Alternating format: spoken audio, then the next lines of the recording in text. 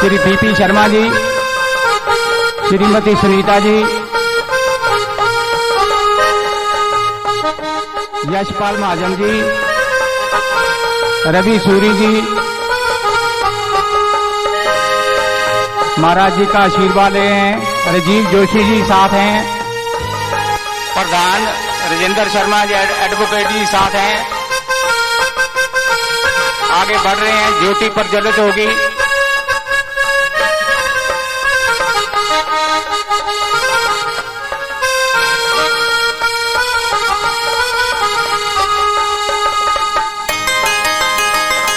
श्री सतीश कुमार शर्मा जी, अधिकारी Rambagh A division, police अधिकारी Rambagh A division, उनके साथ हैं श्री सतीश कुमार शर्मा जी।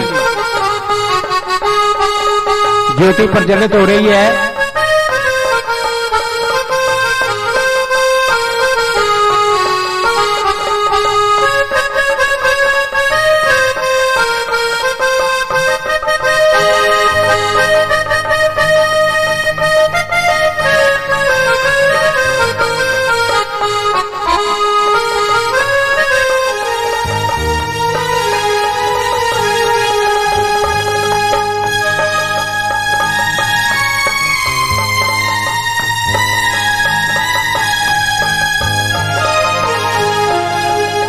पवित्र ज्योति प्रज्वलित होकर महाराज श्री व्यासपीठ पर पधारने के लिए एस्कॉर्ट कर रहे हैं श्री राजीव जोशी जी, श्री सीताराम जी, श्री रवि सूरी जी, अधिकारी पुलिस अधिकारी श्री सतीश कुमार शर्मा जी, ए डिवीजन रामबाग से एस्कॉर्ट कर रहे हैं उनको। 108 सुश्री गीता मातेश्वरी जी, गीता भास्कर,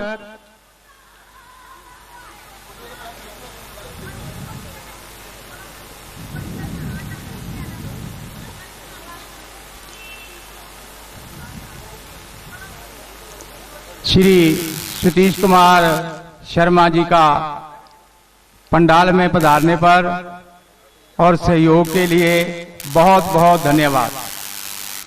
श्री सतीश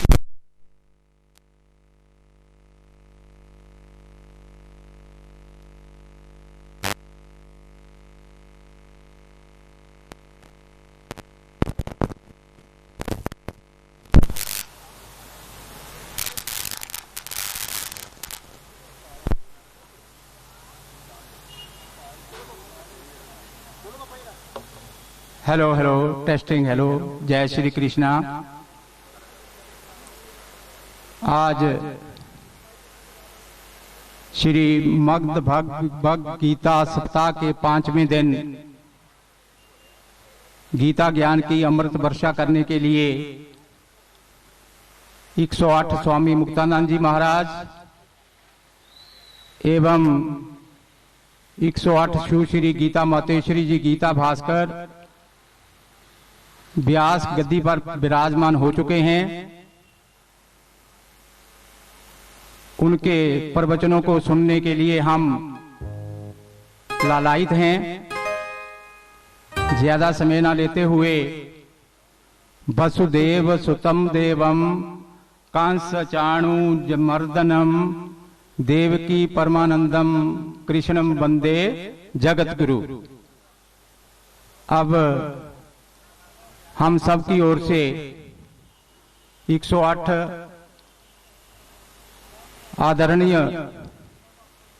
मुक्तानंद जी महाराज एवं 108 सुश्री गीता मातेश्वरी जी, गीता भास्कर के चरणों में हम सब की ओर से हाथ जोड़कर विनम्र प्रणाम स्वीकार करें और गीता ज्ञान की अमृत वर्षा आरंभ करें।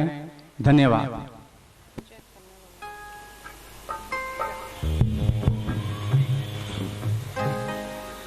जय श्री कृष्णा। देखो, जय श्री कृष्णा, जय श्री कृष्णा, जय श्री कृष्णा,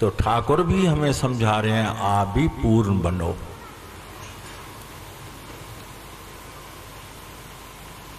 फिर भी थोड़े थोड़े रूप में चर्चा हो रही है,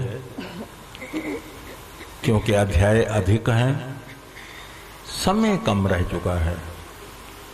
अब गीता जी आगे बढ़ाएं ताकि अध्याय भी पूर्ण हो, ताकि विचारधारा भी आपको समझ में आ जाए। बोल श्री कृष्णचंद्र भगवान की जय। श्री सतगुरुदेव महाराज की जय। श्री गीता माता की जय। जय जय श्री राधे, जय जय श्री राधे, जय जय श्री राधे श्याम।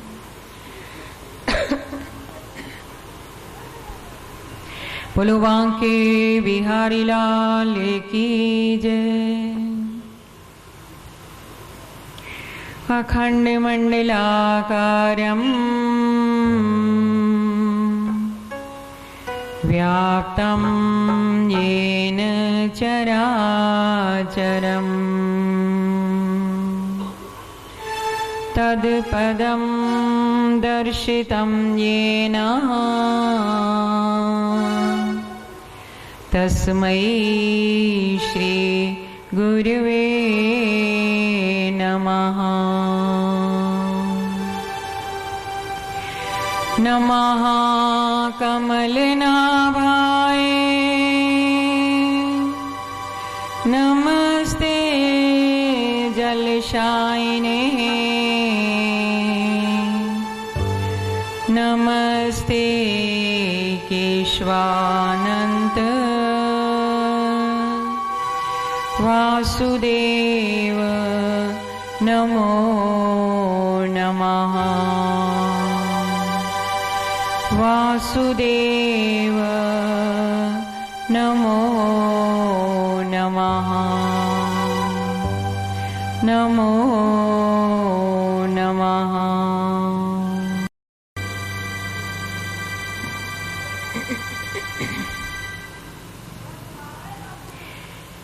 गीता का ज्ञान गुरु वाणी है, गुरु और शिष्य का संवाद है।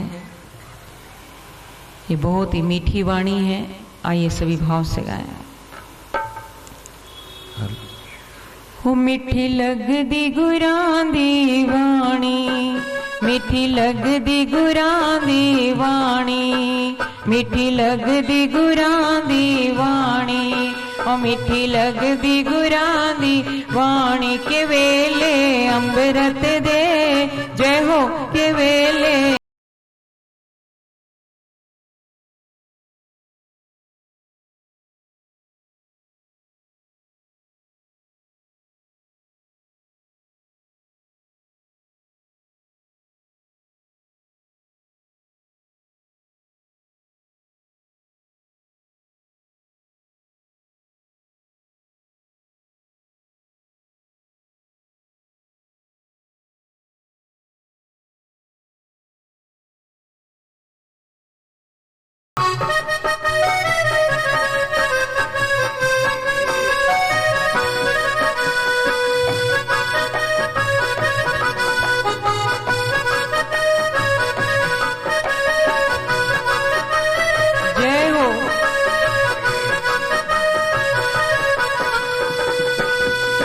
पुण्य तेरे बड़े अज होए, पुण्य तेरे बड़े अज होए, ओ पुण्य तेरे बड़े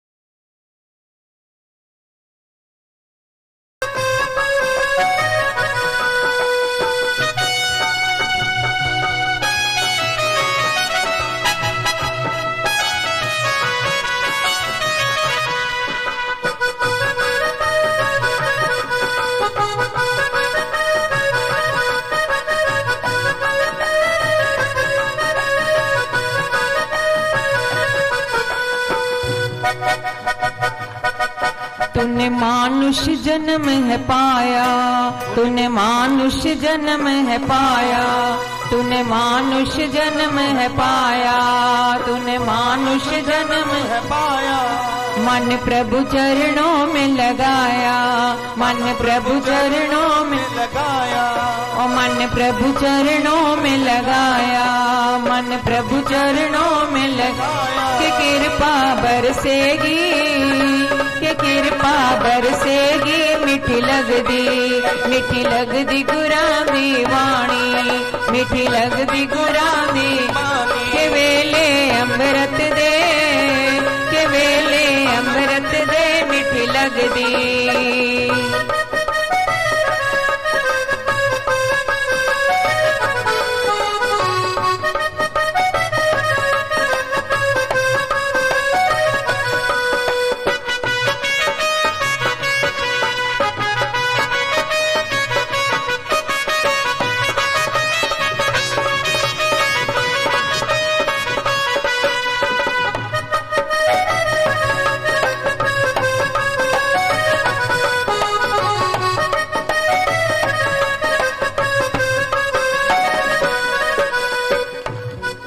गुरु गोविंद रूप बनाया, गुरु गोविंद सभी गाइए।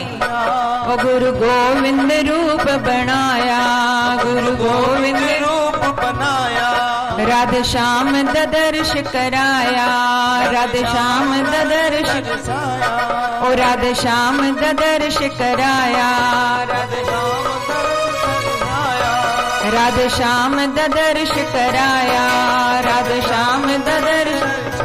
के तन मन झूमे रे, के तन मन झूमे रे, मीठी लगदी गुरां दी वाणी, मीठी लगदी गुरां दी। के वेले अमृत दे, के वेले अमृत दे, मीठी लगदी।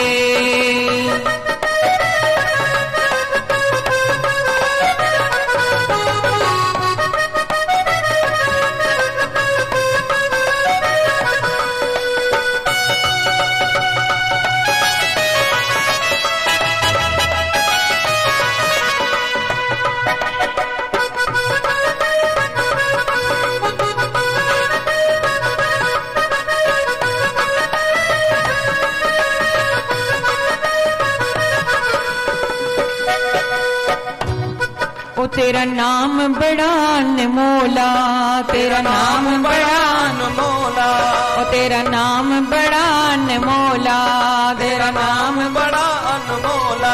ओ तेरे रंग विच रंग ले चोला, तेरे रंग विच रंग ले चोला, ओ तेरे रंग विच रंग ले चोला, तेरे रंग विच रंग लिया चोला। के भक्ति दा रंग दे दे, के भक्ति दा रंग दे दे, मीठी लगदी गुरां दी वाणी, मीठी लगदी गुरां दी वाणी, ओ मीठी लगदी गुरां दी वाणी। के वेले अमृत दे, के वेले अमृत दे, मीठी लगदी गुरां दी वाणी, ओ मीठी लगदी गुरां दी। के वेले अमृत दे, के वेले अमृत दे, मीठी लगदी, मीठी लगदी, मीठी लगदी, ओ मीठी लगदी। बोलो बांके बिहारी लाल की जय। थोड़ा वॉल्यूम बढ़ाओ। बोल श्री कृष्णचंद्र भगवान की जय। प्रातः स्मरणीय परम पूजनीय भगवान गुरुदेव एवं गीता माँ के परम प्रिय भक्तजन, आज इस गीता ज्ञान सप्ताह का 5वां दिवस है। ठाकुर की वाणी को आप भाव और श्रद्धा से श्रवण कर रहे हैं। सांख्य योग का ज्ञान और कर्म योग का ज्ञान भगवान अर्जुन को बता रहे हैं। हर जीव इस संसार में अपने अपने कर्मों से बंधा हुआ है। कर्मानुबंधीनि मानुष्य लोके नाहि कश्चित् क्षणमपि जातु तिष्ठत्ते कर्मकृत्। कर्मों का बंधन है तो हम कर्म करें ही क्यों? पर कर्म किए बिना तो कोई रह भी नहीं सकता, एक क्षण भी नहीं रह सकते। जब तक ये श्वास चल रहे हैं, सब कुछ त्याग कर रात्रि में सो जाते हैं, तो भी हमारे कर्म तो हो ही रहे हैं। इन कर्मों के बंधन से मुक्त होना चाहते हैं तो एक कर्म ऐसा है जो इस जीव को बांधता नहीं है। नहीं तो आज धृतराष्ट्र के 100 बेटे मर गए तो कहा जाएगा ये भी उसका कोई कर्म था। नेत्रों से नेत्रहीन क्यों हुआ? ये भी उसका कोई पूर्व जन्म का कर्म का फल था। भीष्म पितामह को इतने बाण क्यों खाने पड़े? ये भी उनका कर्म था। 27 दिन तक बाण शैया पर क्यों तड़पते रहे? इच्छा मृत्यु का वरदान था, बाण लगते ही जा सकते थे, पर यह भी उनका कोई पिछला कर्म था। जगत जननी सीता मां जो महलों में पली पोसी बड़ी हुई, विवाह हुआ महलों में, अवध के महलों में कितने दिन रही? जल्दी से उनको 14 वर्ष के लिए वन की ओर जाना पड़ा।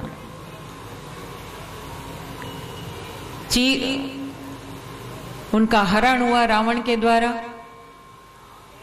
लंका में इतना कष्ट मिला और इतना बड़ा फिर युद्ध हुआ। युद्ध जीतने के बाद आए, राज तिलक हुआ, सिंहासन पर बैठे प्रभु श्री राम। और फिर भी कुछ दिनों के बाद जानकी जी को फिर वनवास मिल गया, गर्भावस्था में। तो कहा जाएगा ये भी उनका कोई कर्म था। जब स्वयं भगवान नहीं छूटे तो एक साधारण मानव कर्म के बंधन से कैसे मुक्त हो सकता है? पर गीता में फिर भी एक उपाय बताया। चाहे तो हम कर्मों के बंधन से मुक्त हो सकते हैं। कौन सा ऐसा कर्म करें, कौन सा ऐसा उपाय करें?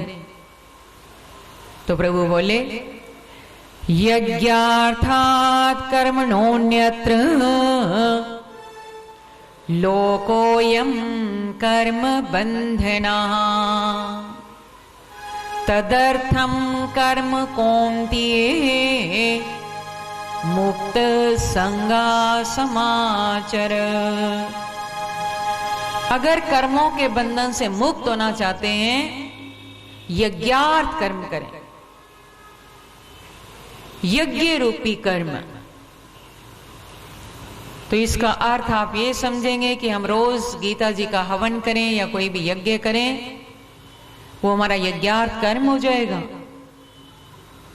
वो तो होगा ही, पर यज्ञार्थ कर्म का अर्थ है जिस कर्म को करने के लिए हमारे मन में कोई कामना नहीं है,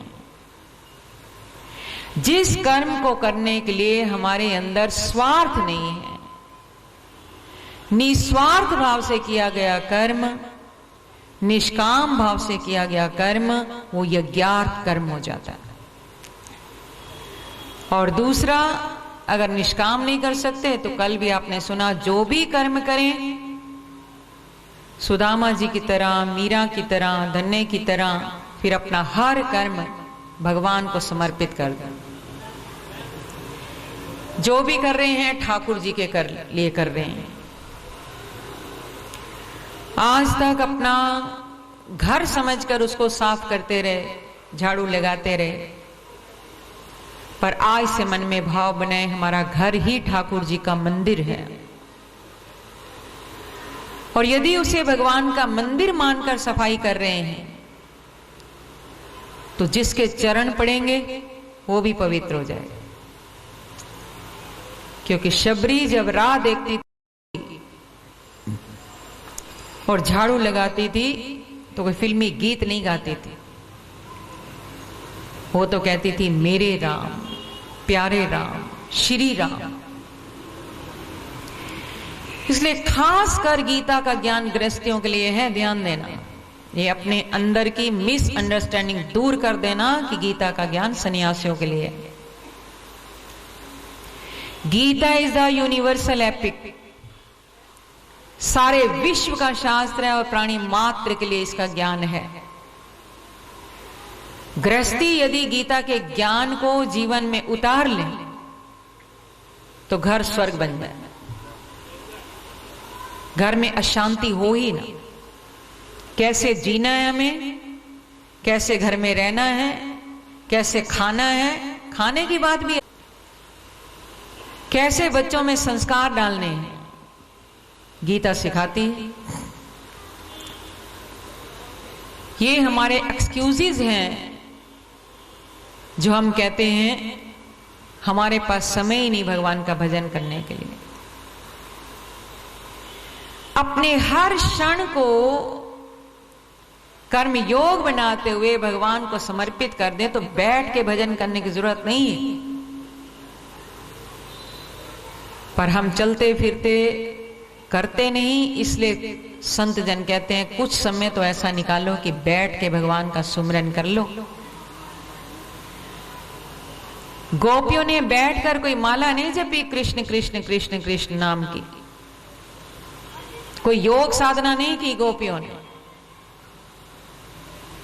काम करते हुए उनका मन, उनका चित्त हमेशा श्री कृष्ण के चरणों में डूबा रहता था। वो उनका हर कर्म योग बन गया। कई तरह के कर्म हैं, नित्य कर्म है, नियत कर्म है, नैमित्तिक कर्म है, निष्काम कर्म है। फिर चौथे अध्याय में तो अर्जुन पूछते हैं कर्म क्या है, अकर्म क्या है, विकर्म क्या है, और सुकर्म है, कुकर्म है।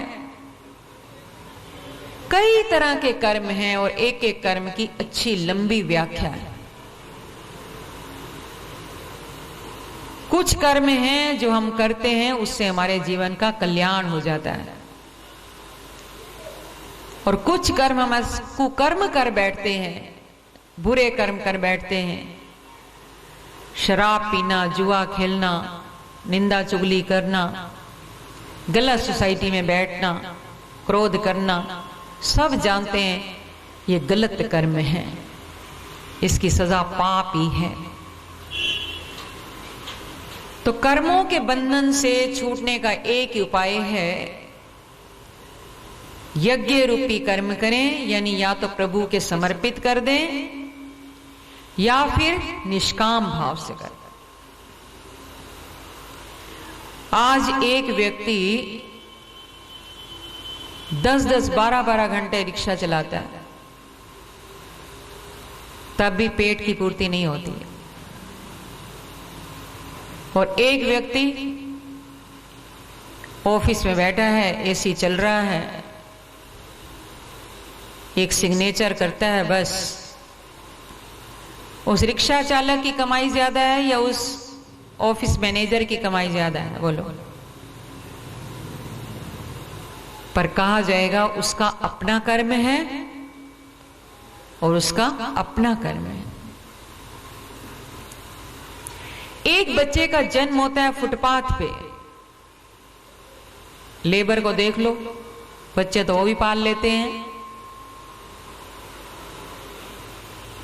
20-20, 25-25 ईंट लेडीज लेबर भी देखो, गर्मी में, धूप में सिर पर लाद कर और तीसरी, चौथी मंजिल तक पैदल चढ़ के जा रही है, और बच्चा धूप में पड़ा हुआ है, गर्म रेते में पल रहा। उस बच्चे का फुटपाथ पे जन्म हुआ, जिसकी मां के पास बच्चे को उड़ाने के लिए चिथड़े भी नहीं। एट द सेम टाइम एक बच्चा राजमहल में जन्म लेता है, किसी सेठ के घर में जन्म लेता है, सोने के पालने में उसका झूला झुलाया जा रहा है जन्मते ही। दास दासियां, नौकर चाकर सेवा में खड़े हैं, रेशमी पोशाक उड़ाई जा रही है। तो बच्चे ने तो आते कोई कर्म नहीं किया, तो कहा जाएगा कि हमारे पूर्व जन्मों के कर्मों के अकॉर्डिंग भी हमें ये सुख और दुख मिलता है। भगवान किसी के साथ अन्याय नहीं करते हैं। A man becomes rich or poor according to his own karma. A man becomes intelligent or dull according to his own karma. As you sow, so shall you reap. जैसा करोगे वैसा भरोगे। भगवान कहते हैं मैं ये योग्यता, ये पद, ये प्रतिष्ठा, ये सुंदरता और यहां तक कि स्त्री व पुरुष का जन्म हर जीव को मैं उसके कर्मों के आधार पर ही देता हूं। कर्मों के आधार पर। इतना सुंदर ज्ञान जब अर्जुन ने सुना तो पूछने लगे, हे प्रभु, ये सांख्य योग और कर्म योग का जो मुझे आप ज्ञान दे रहे हैं, क्या इस ज्ञान को सुनने वाला पहला शिष्य मैं ही हूं आपको? ये गीता का ज्ञान फर्स्ट टाइम आप मुझे ही सुना रहे हैं या मेरे से पहले किसी और को भी ये गीता सुनाई? तो प्रभु बोले, ये चौथे अध्याय का पहला श्लोक है। इमं विवस्वते योगम प्रोक्तवान् मव्ययम् विवस्वान् मन्वे प्राह मनोरिक्ष्वाकवे ब्रवीत्। विवस्वान कहते हैं सूर्य। सबसे पहले मैंने सूर्य का ज्ञान, गीता का ज्ञान सूर्य देव को दिया। सूर्य ने अपने पुत्र मनु को आगे ये ज्ञान दिया और मनु महाराज ने अपने पुत्र इक्ष्वाकु को दिया। आगे कुछ परंपरा राजा महाराजाओं तक चलती गई, पर अब मैं देख रहा हूं गीता का ज्ञान धीरे धीरे लुप्त होता जा रहा है। अगर ये लुप्त हो गया, कलयुग आने वाला है, कलयुग में जीव का कल्याण कैसे होगा? कल्याण का कोई आधार तो होना चाहिए ना। इसलिए हे पार्थ, मैं तुझे निमित्त बनाकर, निमित्त मात्रम भव सव्य साचे, तुझे निमित्त बनाकर फिर से ये गीता का ज्ञान देने जा रहा हूं सारे संसार के कल्याण के लिए। जिस दिन सूर्य ने गीता सुनी, उस दिन से सूर्य देव का नाम पड़ गया सूर्य नारायण। क्या नाम पड़ा? नारायण भगवान के साक्षात दर्शन करने हो, रोज सूर्य देव की पूजा करो।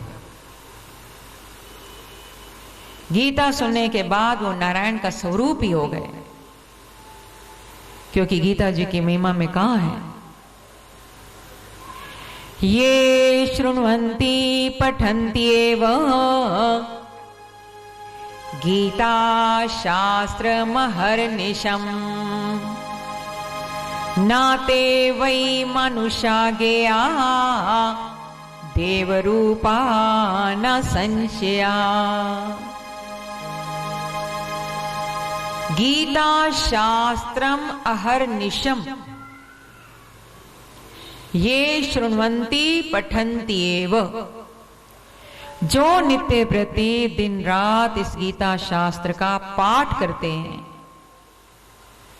पाठ नहीं कर सकते तो शृण्वन्ति कहते हैं जो श्रद्धा से सुन भी लेते हैं। नाते वही मनुष्य गया, ना कहते हैं नहीं, ते कहते हैं उनको, मनुष्य कहते हैं मानव, गया कहते हैं जानना। ऐसे लोगों को एक साधारण मानव मत समझना। क्या समझे? बोले देव रूपा हो तो देवता का स्वरूप हो जाते हैं, इसमें कोई संशय वाली बात नहीं। तो सूर्य देव का नाम ही पड़ गया सूर्य नारायण। और गीता का ज्ञान सुनते ही सारे ब्रह्मांड में अंधकार का नाश हो गया, प्रकाश छा गया। पर अर्जुन ने सोचा, हे केशव, आपका जन्म तो अभी हुआ, ये ज्ञान आपने सबसे पहले सूर्य को कब सुनाया? सूर्य ने कब गीता सुनी? हम लोग भी तो यही समझ रहे हैं ना कि गीता का ज्ञान केवल द्वापर युग में ही हुआ है। कुरुक्षेत्र की पावन धरती पर महाभारत के युद्ध में, युद्ध प्रारंभ होने से पहले भगवान ने गीता सुनाई। पर ऐसा नहीं है, 5152 वर्ष हो गए गीता के ज्ञान को द्वापर युग की तिथि के अनुसार। बट गीता तो अनादिकाल से है। कोई बता सकता है कि सूर्य की डेट ऑफ बर्थ क्या है? जब सूर्य देव की डेट ऑफ बर्थ हम नहीं जानते और गीता का ज्ञान भगवान कह रहे हैं मैंने सबसे पहले सूर्य को दिया, तो गीता की वास्तविक डेट ऑफ बर्थ कैसे जान सकते हैं? ये तो द्वापर युग में फिर से भगवान ने कहा, मैं फिर से तुझे निमित्त बनाकर जगत के कल्याण के लिए मैं फिर से एक ज्ञान दे रहा हूं। तो प्रभु बोले, हे पार्थ, बहुनी में व्यतीतानि जन्मानि तव चार्जुन, तान्याहं वेद सर्वाणि न त्वं वेत्तत् परन्तप। बहुनी कहते बहुत सारे, मैं कहते मेरे, व्यतीतानी बीत गए। क्या बीत गए? बोले जन्मानी तव चार्जुन, तेरे व मेरे तो बहुत सारे जन्म बीत चुके हैं। फर्क क्या है? बोले तू उन सारे जन्मों को भूल गया और मुझे वो एक एक जन्म याद है। याद है किसी को अपना पिछला जन्म? बोलो। रेयर ऐसे केसेस मिलते हैं कि किसी को लाखों में कोई एक जिसको पिछला जन्म कोई याद रह जाए, तो उसको लोग समझते हैं ये पागल है। क्या समझते हैं? हमें मिली नंगल में एक लड़की जिसका शरीर तो बचपन से फिजिकली बचपना था, पर मेंटली वो मैच्योर थी। कभी कहती मेरा बेटा यूएस रहता है, कभी कहती कनाडा रहता है, मेरे बेटे को बुला दो, मेरी बहू को बुला दो, मेरे पोतों को बुला दो। और फिजिकली वो बचपन की थी, बाल्यावस्था से। बहुत घर वालों ने इलाज कराया, प्रेस रिपोर्टर्स आए, मैगजीन्स में प्रिंट हुआ उसका। काफी वर्षों के बाद फिर जाकर वो आफ्टर मैरिज सेट हुई। तो जो प्रभु करते हैं अच्छा ही करते हैं, क्योंकि एक जन्म का मोह तो हमारा छूटता नहीं है। यदि पिछले जन्म याद रह जाते तो कभी उस माँ के पास भागते, कभी उस बेटे के पास भागते, कभी उस बच्चे को अपना मानते, कभी उस घर में जाते, तो पागलों जैसी गति हो जाती है। क्यों ऐसा होता है? अर्जुन ने पूछा, आपको सारे जन्म याद और मैं एक भी जन्म याद नहीं। तो प्रभु बोले, मेरी माया है ना। जीव जन्मता है, मैं जन्म नहीं लेता, मैं अवतार लेता हूं। दो कारण है इसके। जीव का जन्म होता है और मेरा अवतार होता है। और जीव का जन्म होता है तो माया के वश में हो जाता है, पर मेरा अवतार होता है तो मैं माया को वश में करके आता हूं। जीव माया का दास और मैं माया का पति बनकर आता हूं। फर्क हो गया ना? कब कब आते हैं आप? तो प्रभु बोले, यदा यदा हि धर्मस्य ग्लानिर्भवति भारत अभ्युत्थानमधर्मस्य तदात्मानं सृजाम्यहम्। रामचरितमानस में भी आप पढ़ते हैं, जब जब होए धर्म की हानि,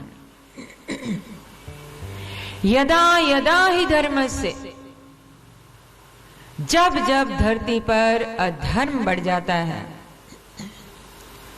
धर्म की ग्लानि होने लगती है, धर्म का नाश होने लगता है, मैं आता हूं फिर से।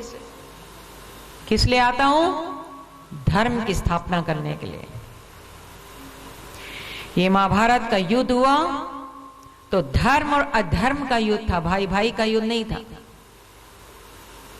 सत्य और असत्य का युद्ध था, न्याय और अन्याय का युद्ध था, दैवी संपदा और आसुरी संपदा का युद्ध था। और कईयों का बहुत बड़ा बलिदान था, त्याग था। धर्म की स्थापना करता हूं और मैं 3 काम करने के लिए धरती पर आता हूं। परित्राणाय साधूनां विनाशाय च दुष्कृतां धर्म संस्थापनार्थाय संभवामि युगे युगे। पहला काम प्रभु करते हैं, अपने भक्तों का, अपने संतों का उद्धार करते हैं। जो मेरे प्रेमी भक्तजन होते हैं उनका उद्धार करने के लिए, उनका दुख दूर करने के लिए धरती पर मैं अवतार लेता हूं। और दूसरा काम दुष्टों का विनाश करने के लिए। और तीसरा काम सबसे बड़ा करता हूं, धर्म की युग युग में आकर फिर से धर्म की स्थापना करता हूं। जन्म कर्म च मे दिव्यम, मेरे जन्म और कर्म बड़े अलौकिक हैं पार्थ, इसको कोई जान नहीं सकता है। और जो जान जाए वो सीधा मेरे धाम में आ जाता है। प्रभु के जन्मों और कर्मों को कौन जान सकता है? कहां मथुरा के कारागार में जन्मे और वसुदेव को आदेश दिया मुझे गोकुल में ले जाओ। शीश पर धारण करते ही पहरेदार सो गए। देवकी और वसुदेव की बेड़ियां, हथकड़ियां सब कट गई। कारागार के द्वार खुल गए। यमुना जी ने रास्ता दे दिया। कौन जान सकता है? छठे दिन ही तो पूतना आ गई थी विष का पान कराने। 6 दिन का बालक होकर पूतना जैसी राक्षसी का वध करना।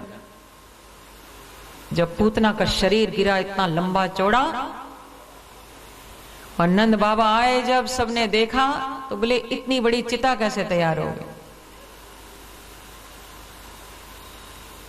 कैसे करेंगे इसका संस्कार? और नहीं करेंगे तो हमारे गोकुल में, हमारे ब्रज में सारा वातावरण दूषित हो जाएगा। तो बोले इसके शरीर के 100 टुकड़े कर दो। शरीर के टुकड़े कर करके पूतना का दाह संस्कार किया था। पर आत्मा तो अजर अमर विनाशी है, पवित्र, क्योंकि ठाकुर के हाथों से वध हुआ। पवित्र आत्मा बनकर भगवान के लोक में गई तो गोलोक में वास करने वाले भगवान श्री कृष्ण राधा सहित दोनों खड़े होकर और पूतना का स्वागत करते हैं। राधा रानी हैरान हो गई, प्रभु आपने जो आपको विष का पान कराने आई, आपको मारना चाहती थी, ऐसी राक्षसी का आप उठकर स्वागत कर रहे हैं और उसके लिए आपने विमान भेजा, विमान पर विराजमान होकर आ रही हैं। ये यथा माम प्रपद्यन्ते तांस्तथै भजाम्यहम्। ये चौथे अध्याय का 11वां श्लोक है। बोले मैंने गीता में जो वचन दिया जो मुझे जिस भाव से पूजता है मैं भी उसको उसी भाव से पूजता हूं। पूर्व जन्म में इसने राजा बलि की ये पुत्री थी। जानते हैं पूतना के बारे में? नहीं जानते। जिस राजा बलि से भगवान 3 पग भूमि दान मांगने के लिए वामन अवतार धारण करके गए थे। बड़ी सुंदर कथाएं हैं पर सुनाने का समय नहीं होता इतना। तो राजा बलि की पुत्री ने जैसे इतना सुंदर स्वरूप वामन भगवान को देखा, मोहित हो गई। पहले तो मोहित हो गई, ये कितना सुंदर स्वरूप है, काश मेरे गर्भ से भी ऐसे पुत्र का जन्म होता और मैं इसकी मां बन जाती। ये उसने उस समय भाव बनाया। पर जब अपने पिता को उसने समझा कि छल किया है भगवान ने, इस वामन भगवान ने छल किया है मेरे पिता के साथ, 3 पग भूमि में 2 पग में सारे तीनों लोक नाप लिए, तीसरा पग कहां रखूं? राजा बलि ने शीश नीचे कर दिया। गुरु के बताने पर भी कि तुम्हारे साथ छल हो रहा है, ये स्वयं विष्णु है, मत करो संकल्प। तो राजा बलि भक्त प्रहलाद के पौत्र थे। प्रहलाद भक्त हुए ना, विरोचन के पुत्र थे और भक्त प्रहलाद के पौत्र थे। उन्होंने कहा, हे गुरुदेव, ये तो आपने बता ही दिया कि ये भगवान विष्णु हैं, वामन अवतार धारण करके आए हैं, और अब मैं पीछे हटूं? लोग भगवान के द्वार पर जाते हैं मांगने के लिए, झोलियां फैलाते हैं, और आज यदि प्रभु मेरे द्वार पर मेरे से कुछ मांगने आए तो ये तो मेरा परम सौभाग्य। अधिक से अधिक यही होगा ना कि मेरे प्राण चले जाएंगे, प्राण जाए पर वचन न जाए। ये तो मेरे परम सौभाग्य की बात है कि स्वयं भगवान को आज भिक्षुक बनकर मेरे द्वार पर आना पड़ा, पीछे नहीं हटूं। तीसरा पग कहां रखूं? तो शीश नीचे करके बैठ गए। बोले, प्रभु मेरे पास जो था वो सब आपने ले लिया, पर फिर भी वचन से नहीं फिरूंगा। अभी मेरा ये शरीर तो अपना है ना। जिस ठाकुर ने 2 पग में तीनों लोक नाप लिए हों, उनका वो चरण कितना बलशाली होगा। पता था कि ना जाने मैं कहां पहुंच जाऊंगा। मेरा शीश आपके चरण के लिए पर्याप्त नहीं है प्रभु, पर फिर भी इसके अलावा मेरे पास और कुछ नहीं। शीश पर चरण रखा भगवान ने। इससे पहले कि बलि राजा को पाताल लोक में भेज दे, तूने अपना वचन निभाया है, प्रण पूरा किया है और अपने प्राणों की बाजी तक लगा दी। स्वयं भगवान वामन शंख चक्र गदा पद्म हाथ में लेकर चतुर्भुज रूप में वहां पर प्रकट हो जाते हैं। इतना सुंदर दर्शन दिया भगवान ने। चरण रखा, सीधा बलि राजा पाताल लोक में पहुंच गए और भगवान ने कहा, वर मांगो, क्या चाहते हो? बोले, मेरे द्वारपाल बनकर यहीं रहो। सब कुछ मांग लिया, सब कुछ देकर भगवान द्वारपाल बने। पर लक्ष्मी जी आई ब्राह्मणी के रूप में, अपने नारायण को, राजा बलि को, तभी से रक्षाबंधन का सूत्र बांधा जाता है। रक्षाबंधन किया, राजा बलि को भाई बनाया और अपने नारायण को मुक्ति दिलाई। तो यहां जो उनकी बेटी ने देखा कि मेरे पिता के साथ छल हुआ है, पहले जो भाव बनाया कि ऐसा पुत्र मेरे गर्भ से जन्म ले, पर फिर एकदम भाव बदल गया कि जैसे इसने छल किया है मेरे साथ, मैं भी इसको छल से मारूंगी,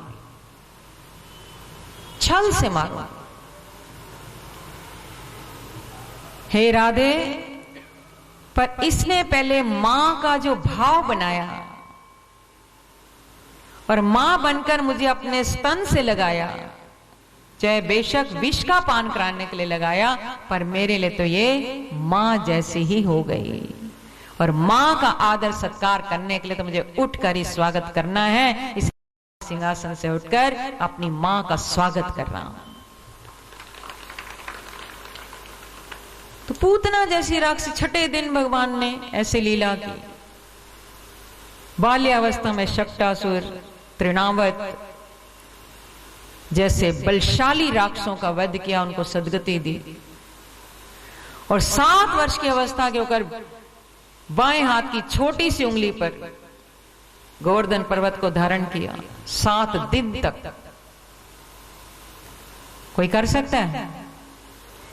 जन्म कर्म च में दिव्यम, इसलिए मेरे जन्म और कर्म बड़े अलौकिक हैं। जो जान जाएगा वो सीधा मेरे धाम में आएगा।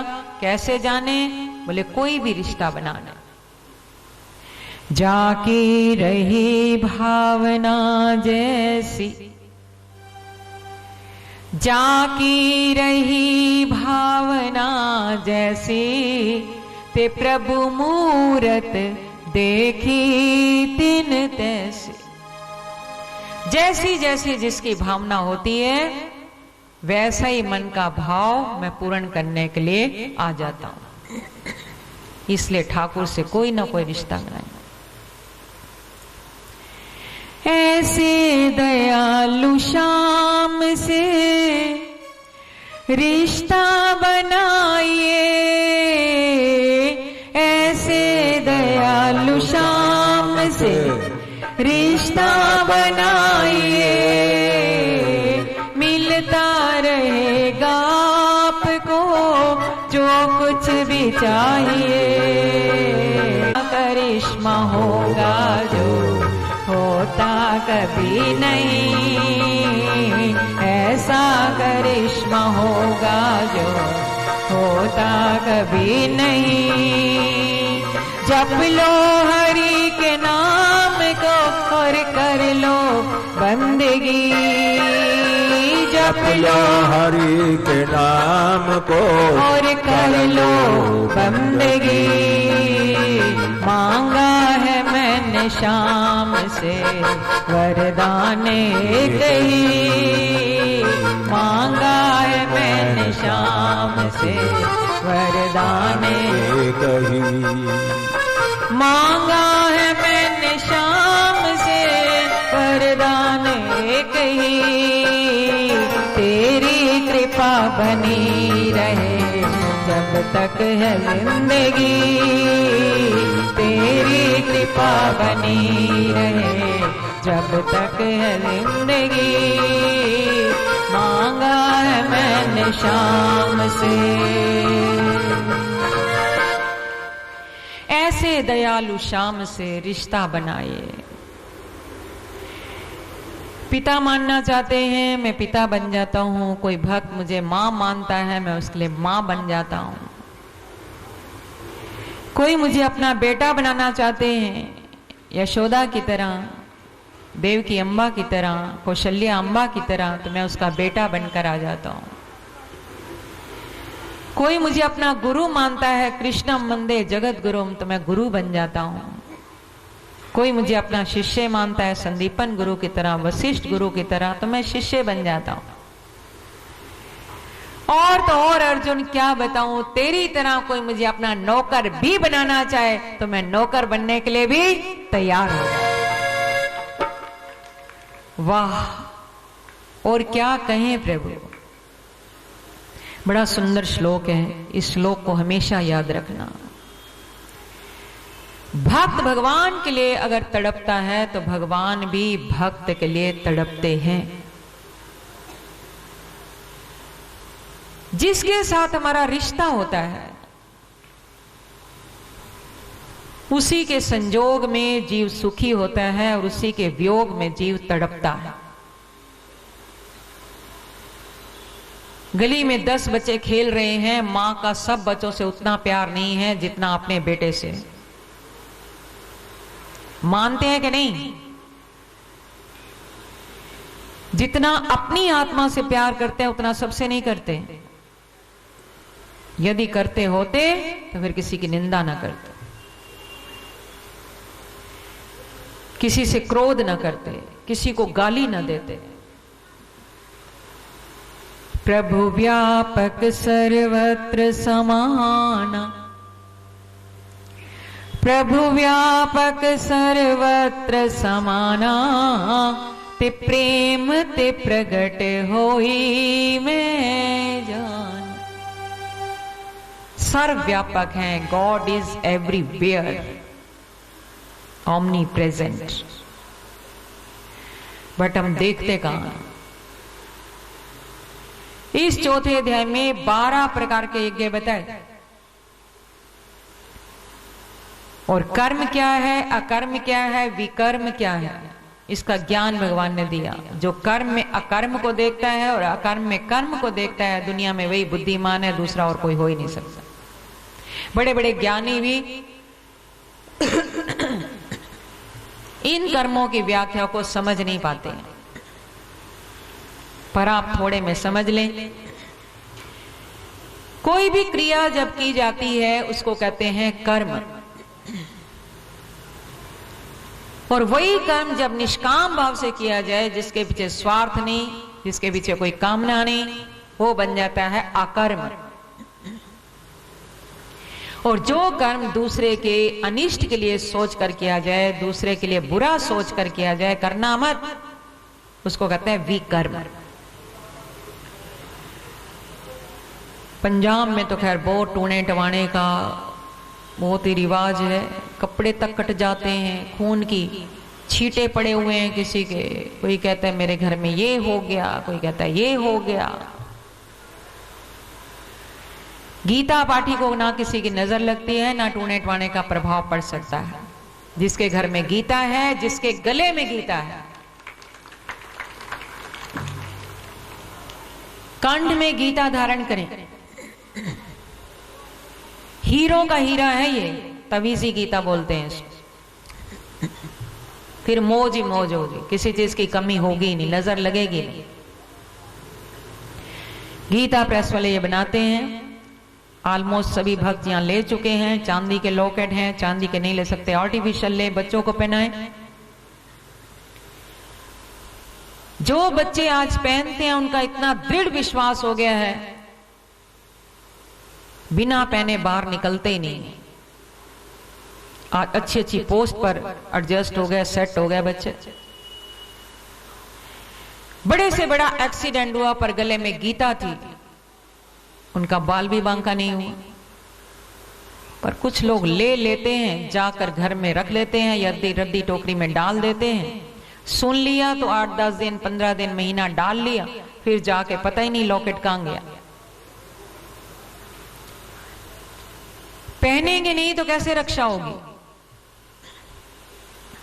ये रक्षा कवच है, सबसे बड़ा कवच है ये। आज हम भागते हैं, कोई तवीज पहन ले, कोई नग पहन ले, टीवी पर बड़े प्रचार हो रहे हैं, हजारों रुपए खर्च कर देते हैं, पर बदले में कुछ मिलता नहीं है। हमारे हिंदू शास्त्र में किस चीज की कमी है? सबसे बड़ा ये तवीजी शास्त्र आपके पास है, इसको धारण करें, फिर देखें इसके चमत्कार। पग पग पर रक्षा हो। ना किसी का बुरा सोचें, ना किसी का बुरा देखें, ना किसी का बुरा करें। नहीं तो याद रखना, जो दूसरे के लिए कुआं खोदता है वो एक दिन स्वयं उस कुएं में गिर जाता है। उसकी नजरों से कैसे बचेंगे? बोलो, अर्धरात्रि में हम जाते हैं, पड़ोसियों के घर में जाकर कुछ डालकर आ गए, बोले कोई नहीं देख रहा। अंधकार में तो कोई नहीं देख रहा ना। जो नहीं देख रहे उनसे डरते हैं, और जिनके अनंत अनंत नेत्रों से जो देख रहा है उससे डरते नहीं। यदि जिस दिन ये विश्वास हो जाएगा कि प्रभु हमें देख रहे हैं, जो भी हम कर रहे हैं, जो भी हम किसी के लिए सोच रहे हैं, उस दिन बुराई से बच जाएंगे, उस दिन बुरा करने से बच जाएंगे। इसलिए विश्वास रखें, हमेशा ठाकुर जी हमें देख रहे हैं, हमारे साथ है। 5वें अध्याय का नाम है कर्म संन्यास योग। इसके एक श्लोक की व्याख्या सुना देते हैं, एक एक श्लोक ही सुन पाएंगे, ज्यादा समय नहीं। अर्जुन ने भगवान से पूछा, हे केशव, पंडित किसको माना जाए? आज पंडित किसको कहते हैं? ब्राह्मण को। जिनका जन्म शर्मा परिवार में हो गया वो सब पंडित हो गए। 18वें अध्याय में ब्राह्मण, क्षत्रिय, वैश्य और शूद्र के कर्म बताए हैं। कोई भी जीव जन्म से ब्राह्मण, क्षत्रिय, वैश्य, शूद्र नहीं होता, कर्मों से होते हैं। कर्मों से देखो, असुर कुल में प्रहलाद जी पैदा हुए, भक्त प्रहलाद कहलाए। और रावण महर्षि का पुत्र होकर, महर्षि के पुत्र थे ये। माता राक्षसी थी पर पिता तो ऋषि थे। पर कर्म रावण के ऐसे हुए कि राक्षस राज रावण कहलाया, राक्षस राज, क्योंकि उनके अंदर जो प्रवृत्ति थी वो राक्षसी थी। उन्हीं के कुल में भीषण जी भी तो भक्त हुए, उनको भक्त माना गया। तो पंडित की डेफिनेशन गीता क्या कहती है? ये 5वें अध्याय का 18वां श्लोक सुन रहे हैं आप। विद्या विनय संपन्ने ब्राह्मणे गविहस्तने शुनि चयु स्वपाके चा पंडिता समदर्शिनः। विद्या और विनय से संपन्न ब्राह्मण में, ब्राह्मण के भी देखो 2 क्वालिटीज बताई। ब्राह्मण के अंदर ये 2 गुण होने चाहिए। एक तो ब्राह्मण को विद्यावान होना चाहिए, ग्रंथों का स्वाध्याय आदि का ज्ञान होना चाहिए। और दूसरा उसके अंदर विनय कहते हैं नम्रता होनी चाहिए। अब भक्त प्रहलाद में ये दोनों गुण थे, ज्ञानी भी था प्रहलाद और नम्रता भी थी। और रावण के अंदर एक गुण तो था, चारों आता थे रावण। तभी तो आज हर वर्ष जलाने भी जाते हैं, पहले प्रणाम भी करते हैं उनको। दशहरे पे रावण मारते हैं ना, पर अंदर का रावण मारते हैं कि बाहर का रावण मारते हैं? बोलो। अंदर का रावण मरा। ये मैं नाम का दानव राक्षस राज रावण जो हमारे शरीर रूपी लंका की नगरी में बैठा है, बाहर के रावण को तो जला कर आते हैं, बड़े खुश होते हैं। जिस दिन अंदर का रावण मर जाएगा उस दिन राम से दूर ही नहीं होंगे, राममय हो जाएंगे। अंदर के रावण का अर्थ है अपना ईगो, अपना अहंकार, अपना अहम भाव। जिसने अपने अहंकार का त्याग कर दिया तो समझना उसका रावण मर गया। नम्रता लाए अपने अंदर। रावण ज्ञानी था, चारों वेदों का ज्ञाता था, पर जीवन में नम्रता नहीं थी। साधु संतों को कष्ट दिया, अनेक अत्याचार किए, प्रभु श्री राम के साथ इतना घनघोर युद्ध किया। नम्रता नहीं थी, इसलिए उनको राक्षस राज रावण कहा गया। विद्या और विनय से संपन्न ब्राह्मण में, गवि कहते हैं गाय में, हंसनी कहते हैं हाथी में, शुनि कहते हैं कुत्ते में, शौपाके कहते हैं चांडाल में। इन सब को जो समान देखे पंडिताः समदर्शिना, दुनिया में वही पंडित है, दूसरा और कोई पंडित और कोई ज्ञानी और कोई विद्वान हो ही नहीं सकता। केवल व्हाइट धोती पहनने से, तिलक लगाने से, माला पहनने से कोई पंडित नहीं, जिसमें ये सारे लक्षण हो। समझ में आ रही है बात? पर अर्जुन की समझ में तो नहीं आया। अर्जुन बोले, प्रभु ये कौन सी समता की बात आप कर रहे हैं? जिस दृष्टि से जैसा व्यवहार हम एक ब्राह्मण के साथ करें, वैसा ही हम एक कुत्ते या चंडाल के साथ करें तो पंडित कहलाएंगे। ब्राह्मण की तो पूजा हो की जाती है, कोई चंडाल की पूजा करेगा? मुझे तो यहां कोई समता नहीं दिखाई देती। एक गाय का दूध तो पीने योग्य होता है, उसमें 33 करोड़ देवी देवताओं का वास है, गाय की सेवा क्या करें? प्राचीन काल में या पहले घरों में गाय की पूजा होती थी, गाय पाली जाती थी। अब गाय को पालना तो दूर, अब बिल्ली कुत्ते पालने शुरू हो गए।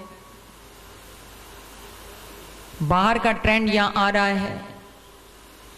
बाहर पता है कैसा होता है? क्योंकि आप सब तो गए नहीं, हमें जाने का सौभाग्य प्राप्त हुआ।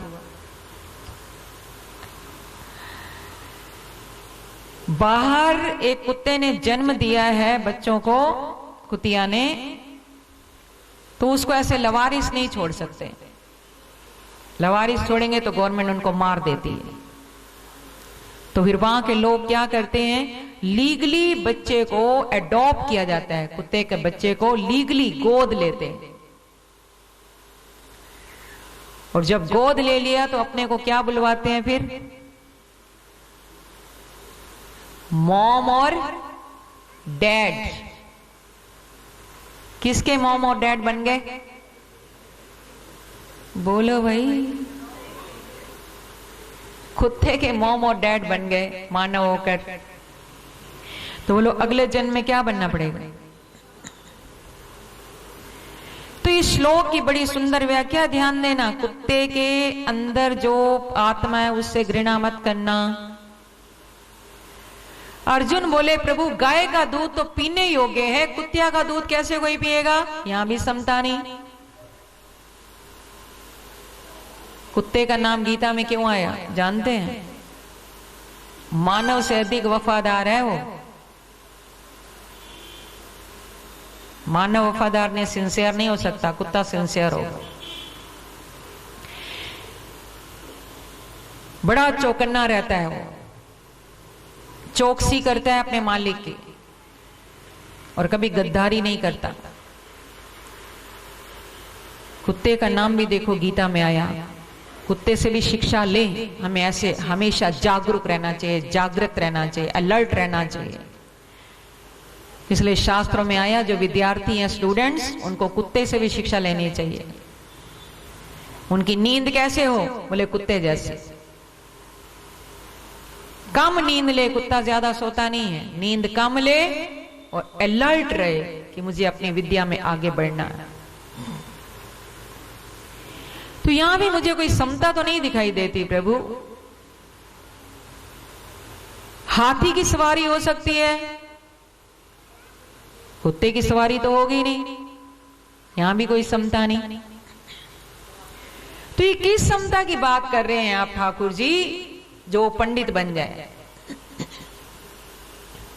तो भगवान ने कहा, ध्यान देना अर्जुन, मैं समदर्शी बनने के लिए नहीं कह, समवर्ती बनने के लिए नहीं कह रहा, मैं समदर्शी बनने के लिए कह रहा हूं। पंडिता समदर्शिना। एक होता है समवर्तिना, इक्वली बिहेव करना, सबके साथ एक जैसा व्यवहार करना। और एक होता है समदर्शिना, एक समान सबको देखना। तो भगवान समवर्ती बनने के लिए नहीं कह रहे। एक जैसा व्यवहार तो हम कर ही नहीं सकते।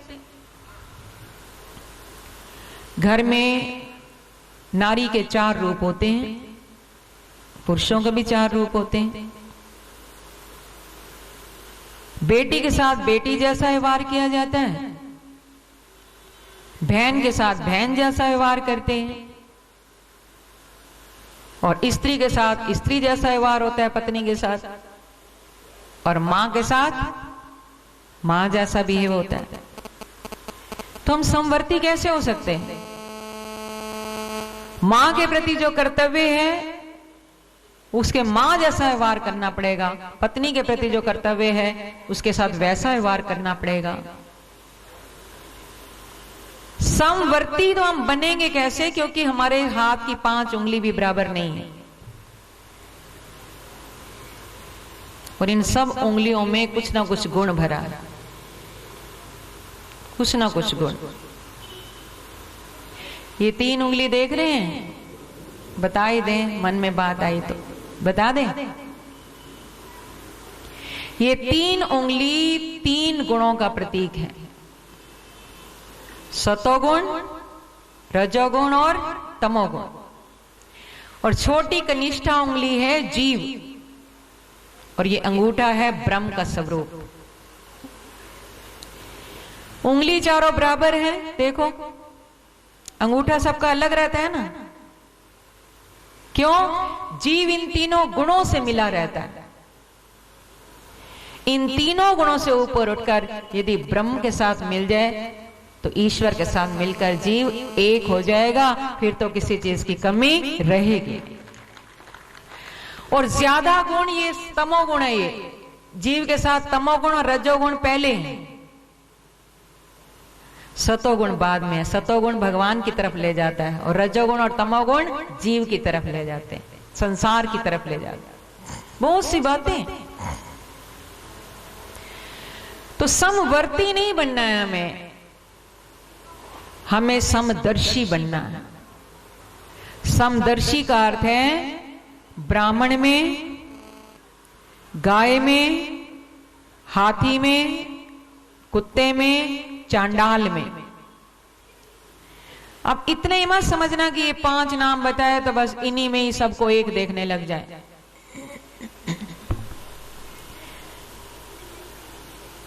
भगवान के कहने का भाव है कि चींटी से लेकर मानव है, जानवर है, कोई भी है,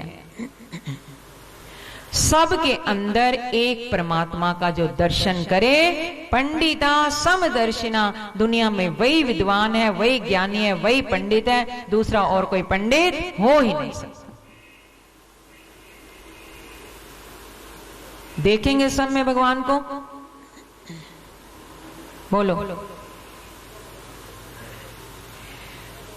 आत्मा सबकी एक है कि अलग है? बोलो, अनेक है।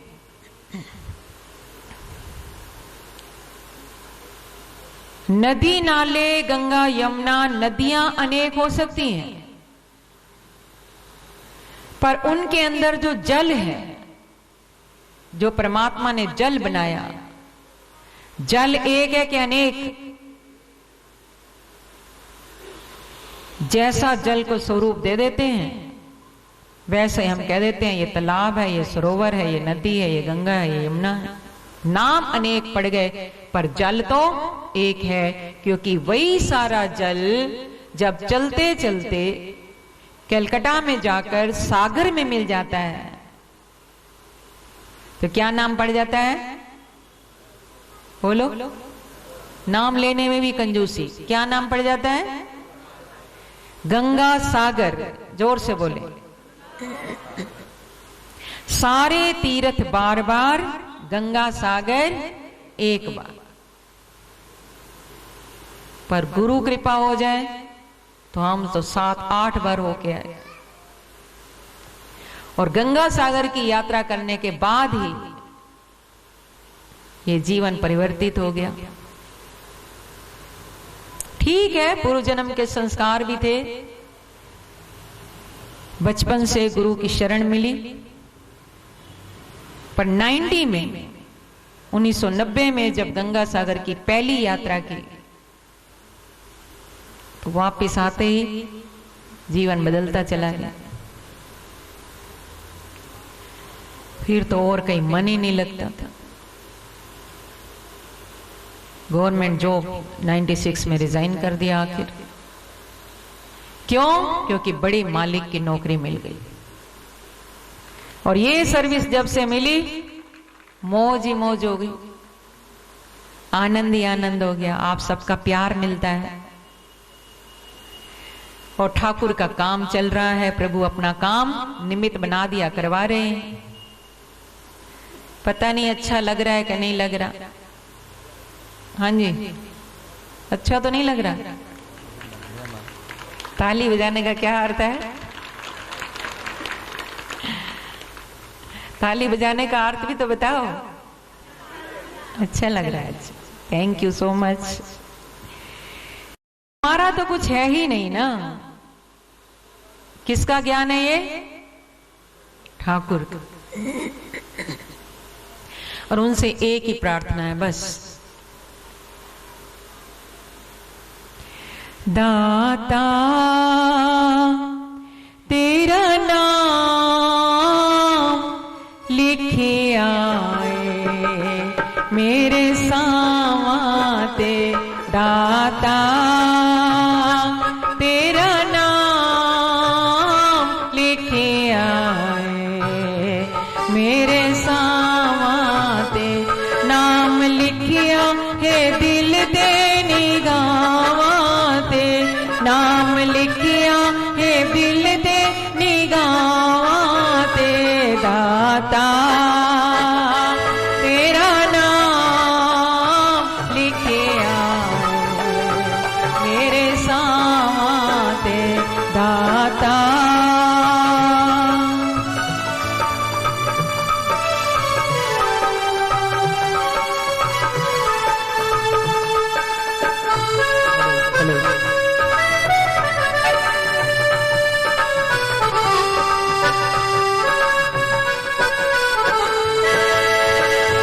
गुरु चरण च हर खुशी मेरी, गुरु चरण च हर खुशी मेरी। आसरा तेरा जिंदगी मेरी, आसरा तेरा जिंदगी मेरी। ओ गुरु चरण च हर खुशी मेरी, गुरु चरण च हर खुशी मेरी। आसरा तेरा जिंदगी मेरी, आसरा तेरा जिंदगी मेरी। एहो चर्चा है, एहो चर्चा है चारा दिशावां ते, एहो चर्चा है चारा दिशावां ते। दाता तेरा नाम लिखे आए मेरे सामाते, दाता तेरा नाम लिखे आए मेरे सामाते, दाता लिखे आए मेरे सामाते।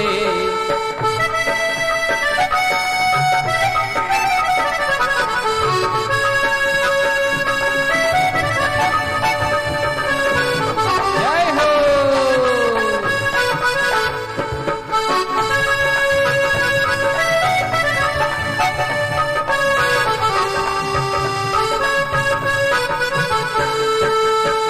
ओ दीद तेरी जे सानू मिल जाए, दीद तेरी जे सानू मिल जाए।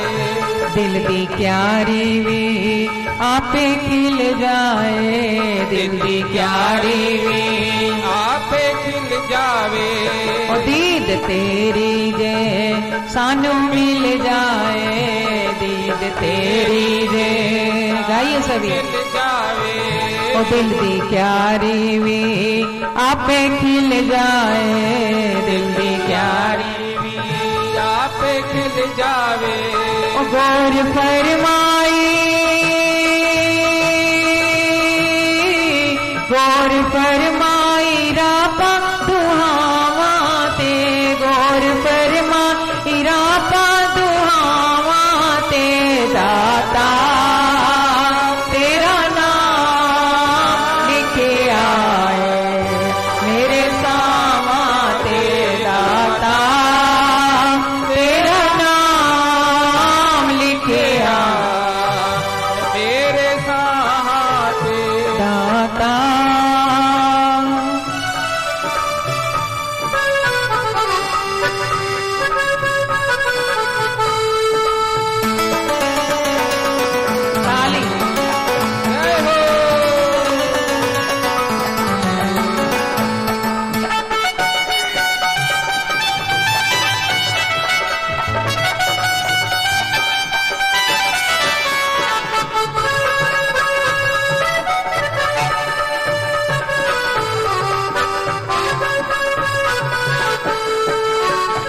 गलतियां करके माफियां मंगिया, गलतियां करके माफिया मंगिया, दित्तियां दाता ने नेमता चंगिया, दित्तियां दाता ने नेमता चंगिया, गलतियां करके माफियां मंगिया, गलतियां करके माफिया मंगिया, दित्तियां दाता ने नेमता चंगिया, दित्तियां दाता ने नेमता चंगिया, पढ़दे पाए ने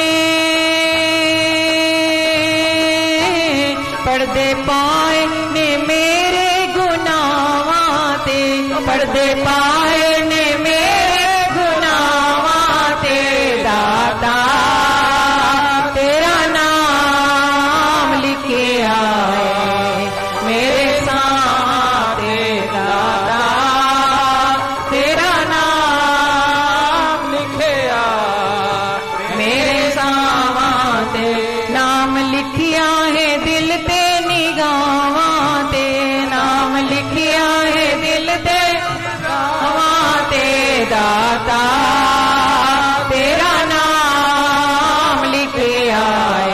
एक बार हाथ उठा कर बोलिए, दाता तेरा नाम लिखिया है मेरे साथे, दाता तेरा नाम लिखिया है मेरे साथे, लिखिया है मेरे साथे, लिखिया है मेरे साथे।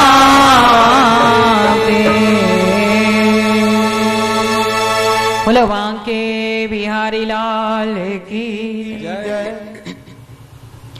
यही मांगे भगवान से कि हे ठाकुर तेरा नाम हमारे हर श्वास पे लिखा हो। एक ही चीज तो भगवान ने अपने हाथ में रख रखी है। 21,600 श्वास नित्य प्रति किए ठाकुर जी ने हमें दिए। एक एक श्वास की कीमत जाने जो बड़ा अनमोल है, और जब उसकी मर्जी आएगी वो कब श्वास की डोर काट दे, फिर कोई भी एक श्वास भी आगे नहीं बढ़ा पाएगा। इसलिए हर श्वास पर ठाकुर का नाम लिखा हो। तो सबके अंदर एक आत्मा का दर्शन जो करता है वो पंडित है। नदी नाले गंगा यमुना अनेक हो सकती हैं, जल एक है। लकड़ियां अनेक हो सकती हैं, आम की लकड़ी, पीपल की लकड़ी, केले की लकड़ी, चंदन की लकड़ी, पर उन लकड़ी में जो आग है बोलो एक है कि अनेक? सब जानते हैं, चाहे वो केले की लकड़ी ले लो, चाहे आम की लकड़ी ले लो, चाहे चंदन की कीमती लकड़ी ले लो, पर अग्नि का स्वरूप तो एक ही मिलेगा, कलर एक ही होगा अग्नि का। आकाश के नाम भी बदल जाते हैं, उपाधियां उसकी अनेक बन जाती हैं। कुमार घड़ा बनाता है, घड़े में आकाश की परछाई आ गई, घटाकाश हो जाता है। हमारे घरों में आकाश पड़ रहा है, मठाकाश हो जाता है। बाहर के आकाश को महाकाश कह देते हैं। आकाश के नाम उपाधियां अनेक हो गए, पर बोलो आकाश एक है कि अनेक? नहीं, हमारे घर में अलग आकाश है, उनके घर में अलग आकाश है, ऐसा होगा ही नहीं। आकाश है। आपके पास साइकिल है, स्कूटर है, कार है, जो भी गाड़ी है, उसमें टायर ट्यूब तो अनेक हो सकते हैं, पर उस ट्यूब में जो हवा भरी है बोलो एक के अनेक? नहीं, हमारे तो स्कूटर के आज टायर की हवा निकली है, हम तो उसको अलग स्टोर करके रख देंगे क्योंकि कल फिर काम आएगी। कर सकते हैं स्टोर? वो हवा व्यापक हवा में मिलकर एक हो गई, वो एक ही है। जैसे नदी नाले अनेक पर जल एक, लकड़ियां अनेक आग एक, टायर ट्यूब अनेक, हवा एक, आकाश के नाम अनेक पर आकाश एक। ठीक इसी तरह हम सबके शरीर तो अनेक हो सकते हैं, लंबा है, छोटा है, गोरा है, काला है, मेरा है, तेरा है। शरीर अनेक हो सकते हैं, पर शरीरों के अंदर जो आत्मा है, बोलो एक है कि अनेक? यहां बोल रहे हैं कि घर जाकर भी बोलेंगे? घर जाकर बोलना तू कौन और मैं कौन, बोलो। जिस दिन सबके अंदर एक आत्मा का दर्शन करने लग जाएंगे, वो भगवान अर्जुन को ज्ञान दे रहे हैं हम सबको बताने के लिए कि पंडिता समदर्शिना, उस दिन तू सबसे बड़ा दुनिया का पंडित हो जाएगा, ज्ञानी हो जाएगा, और तू मेरे से दूर नहीं होगा और मैं तुझसे कभी दूर ही नहीं होगा। फिर तो किसी की निंदा नहीं करेंगे। किसी की निंदा करेंगे तो अपनी निंदा कर रहे हैं, किसी से क्रोध कर रहे हैं तो अपना क्रोध अपने से कर रहे हैं। क्रोध करने वाला वैसे तो सबसे पहले अपना नुकसान करता है। लकड़ी जब जलाते हो पहले स्वयं जलती है कि दूसरी को जलाती है? अभी यज्ञ होगा ना, फिर ध्यान देना, संडे को यज्ञ है ना, पहले एक लकड़ी स्वयं जलेगी फिर दूसरी को जलाएगी। क्रोधारूपी अग्नि सबसे पहले जो करता है, पहले उसके खून को जला देती है, फिर दूसरे को नुकसान पहुंचाते हैं। तो करना चाहिए क्रोध, बोलो। हाँ, कुछ लोग कहते हैं जी महाराज जी हम करना तो नहीं चाहते पर क्रोध आ जाता है। क्यों आ जाता है अभी? क्योंकि मामा लगता है।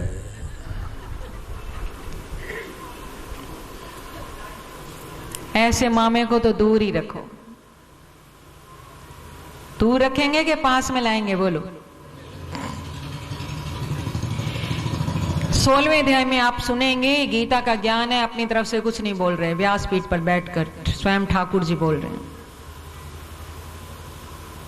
एक क्षण का क्रोध सारे घर को नरक बना देता है, सारे घर को। बाद में पछता है तो फिर क्या फायदा? जो नुकसान था वो तो उस एक क्षण के क्रोध में सारा नुकसान कर दिया। यहां तक कि कई तो एक दूसरे का गला ही दबा देते हैं। जिंदगी भर पछताते रहे, बाद में क्या मिलेगा? अब पछताए होते क्या जब चिड़िया चुग गई। पर एक बालक भक्त प्रहलाद की तरह बड़े ही प्रेमी थे भगवान के। माता पिता के संस्कार थे उस बच्चे में। भक्त प्रहलाद से भी पूछा गया, पिता ने पूछा, पिता के संस्कार नहीं थे उसमें, मां के थे। प्रहलाद जी में आप कहोगे पिता तो इतना आताताई था, अत्याचारी था, जिसने अपने बेटे के साथ ना जाने क्या क्या नहीं किया। गरम गरम कढ़ाई में जलवाना चाहा, पहाड़ से गिराना चाहा, हलाहल विष दिया भक्त प्रहलाद को। पिता के संस्कार नहीं थे उसमें। सबसे अधिक संस्कार मां के पड़ते हैं। मां ने गर्भाधान में भक्त प्रहलाद में संस्कार डाले नारायण नारायण, क्योंकि नारायण की भक्त थी, तो वही संस्कार पड़ गए भक्त प्रहलाद। तो इस बच्चे में भी मां के संस्कार थे, जिसके कारण वो केवल चेतन में नहीं जड़ में भी परमात्मा का दर्शन किया करता था। परमात्मा का दर्शन सर्वत्र। एक बार मां ने कहा, बेटा मेरे शरीर में कुछ रोग हो चुका है, जाओ जंगल में जाओ, फलाने पेड़ की जड़ी बूटी लेकर आओ। जड़ी बूटियों से इलाज होता था पहले, अब फिर शुरू हो गया है। हमारे गुरुदेव भगवान के वचन थे, आने वाले 10 वर्षों में एलोपैथिक दवाइयां कम होती जाएंगी, आयुर्वेदिक बढ़ जाएंगी। जड़ी बूटियों से फिर इलाज होना शुरू हो जाएगा, आएंगे लोग इस तरफ। वही हो रहा है। तो जड़ी बूटी लेकर आओ ताकि मैं अपने शरीर का रोग दूर कर पाऊं। बच्चा बड़ा आज्ञाकारी था, संस्कार थे अच्छे। कुल्हाड़ी ली, जंगल में पहुंचा, और उस पेड़ पर जैसे कुल्हाड़ी चलाई, जड़ी बूटी तो ले ली मां के रोग को दूर करने के लिए, पर एकाएक जब उसका ध्यान गया, लकड़ी जब काटो तो कुछ लाल रंग की लकड़ी दिखाई दी और कुछ पानी सा निकलता दिखाई दिया। तो एकदम उसको ऐसा आभास हुआ, ऐसी फीलिंग हुई कि जो आत्मा मेरे अंदर है वो आत्मा इस पेड़ में भी है।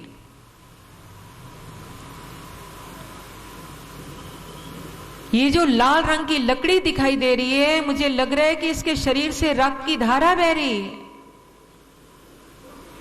और ये इसके नेत्रों से अश्रु जो बह रहे हैं, यही पानी निकल रहा है। तो सोचने लगा, अपने आप को कोसने लगा, है विधाता ये मुझसे कैसा अपराध हो गया, ये आज मैं क्या कर बैठा, ना जाने मुझे कौन से नरक में जाना पड़ जाए। नरक तो चलो मैं भो लूंगा, पर मैंने इस पेड़ को बड़ी पीड़ा पहुंचाई है। दुखी हो गया। तो सोचने लगा कितनी पीड़ा पहुंचाई। कुल्हाड़ी उठाई, झट से अपने पैर पर चला दी। अब पैर पर कुल्हाड़ी कोई अपने पैर पर चलाएगा? बोलो, ऐसे हुए हैं भक्त। ऐसा नहीं कि संसार में ये भी कलयुगवासी जीव जो बैठे हैं, इन्हीं में से किसी मां के गर्भ से जन्मे। और सच्ची कथाएं ये कलयुग की, जिनके भक्तों की कथाओं से इतिहास भरे हैं। किस किस की कथा सुनाई? जब कुल्हाड़ी चलाई पैर पर तो पैर कट गया। था तो इंसान ही ना, कितनी पीड़ा पहुंची होगी। रोने लगा, चिल्लाने लगा, कराने लगा, लहूलुहान हो गया, रक्त की धारा बहने लगी। तो सोचने लगा जितनी पीड़ा मेरे पैर को पहुंची है, मुझे दर्द हो रहा है, उतना दर्द मैंने इस पेड़ को भी दिया। अपना पीताम्बर लिया, पैर पर बांधा और मां के पास पहुंच गया जड़ी बूटी लेकर। हे मां, मैं जड़ी बूटी ले आया हूं। मां का ध्यान जब बच्चे के पैर की तरफ गया, लहूलुहान, कपड़ा बांधा हुआ है, फिर भी रक्त निकल रहा है। ये सब क्या है बेटा? सत्य बोल दिया है मां, क्या बताऊं, आपका आदेश था, जड़ी बूटी तो मैं ले आया, पर हे मां, जैसे मैंने उस पेड़ पर कुल्हाड़ी चलाई, मुझे एकाएक ऐसा लगा कि जो आत्मा मेरे अंदर है वो इस पेड़ में भी है। कितनी पीड़ा पहुंची होगी। इसके शरीर से रक्त की धारा बह रही थी और नेत्रों से अश्रु बह रहे थे। मैंने ये देखने के लिए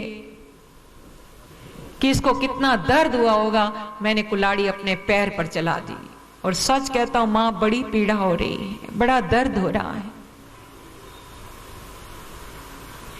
आज की मां होती तो अपने बेटे को 4 थप्पड़ लगा देती। पागल हो गया है? पेड़ में भी कभी आत्मा होती है? तूने अपना पैर काट डाला कुल्हाड़ी से। पर जिसके बच्चे में इतने अच्छे संस्कार थे, उसकी मां कैसे न दिव्य होगी। मां ने अपने पुत्र को उठाया, हृदय से लगा लिया और वरदान दिया, आज तूने मेरे कोख की लाज रखी। एक दिन जिंदगी में दिन आएगा, तू जीवन में सबसे बड़ा दुनिया का संत बनेगा, लोग तेरा नाम लेकर भी अपने जीवन का कल्याण कर जाएंगे। वरदान दे दे, आशीर्वाद। और सच मानो वही बच्चा मां के आशीर्वाद से, मां के आशीर्वाद से बढ़कर दूसरा और कोई आशीर्वाद ही नहीं। मां के आशीर्वाद से वो बच्चा बड़ा होकर संत एकनाथ बन जाते हैं। क्या नाम पड़ा? संत एकनाथ। महाराष्ट्र के हुए, बहुत उच्च कोटि के संत हुए। तो कथा पूरी करें या आई थिंक मौसम खराब हो रहा है, आरती तो नहीं करनी? हाँ जी स्वामी जी, बारिश हो रही है ना थोड़ी थोड़ी, मौसम खराब हो रहा है, आरती करें या कथा पूरी करें?